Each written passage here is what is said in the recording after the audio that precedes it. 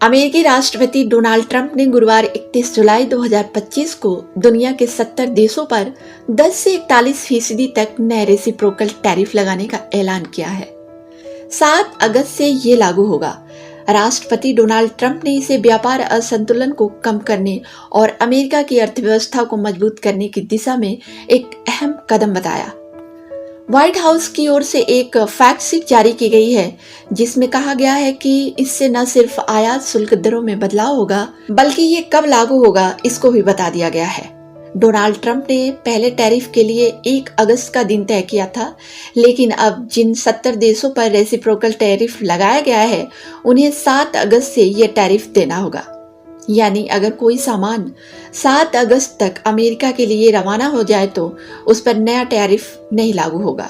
White house ने गुरुवार को घोषणा की कि अमेरिका में आने वाले सामानों पर रेसिप्रोकल टैरिफ 10% ही रहेगा, जो 2 अप्रैल को लागू किया गया था। लेकिन यह 10% की दर केवल उन देशों के लिए है जिनके साथ अमेरिका का व्यापार फायदे में है, यानी वे देश जिनके साथ अमेरिका आयात कम करता है और निर्यात ज्यादा। 15% टैरिफ उन देशों पर लागू होगा जिनके साथ अमेरिका का व्यापार घाटा है। इसके अंतर्गत 40 देश हैं जिनके साथ अमेरिका का व्यापार घाटा तुलनात्मक रूप से थोड़ा कम है। 15% से ज्यादा टैरिफ वाले कुल 26 देश हैं। एक वरिष्ठ अमेरिकी प्रशासनिक अधिकारी के मुताबिक इन देशों का अमेरिका के साथ व्यापार घाटा ज्यादा है। भारत पर 25% टैरिफ लगाया गया है। अमेरिका का कहना है कि भारत उनके सामानों पर ज्यादा टैरिफ वसूलता है, इसलिए यह टैरिफ लगाया गया है।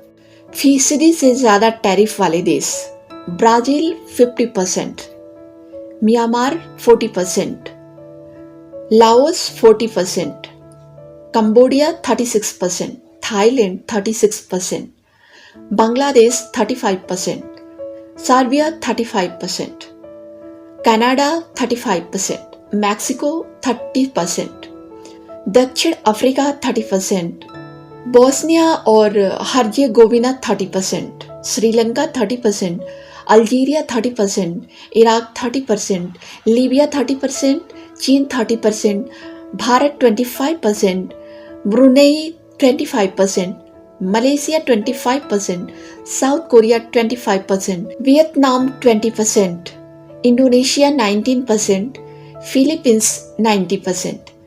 मैक्सिको और कनाडा को उन वस्तुओं पर ज्यादा टैरिफ देना होगा जो अमेरिका मैक्सिको कनाडा मुक्त व्यापार समझौते के तहत छूट में शामिल नहीं है। भारत के साथ बातचीत में राष्ट्रपति डोनाल्ड ट्रंप ने संकेत दिया था कि भारत पर टैरिफ 20% से कम रह सकता है, लेकिन 25% टैरिफ का ऐलान काफी चौंकाने वाला है।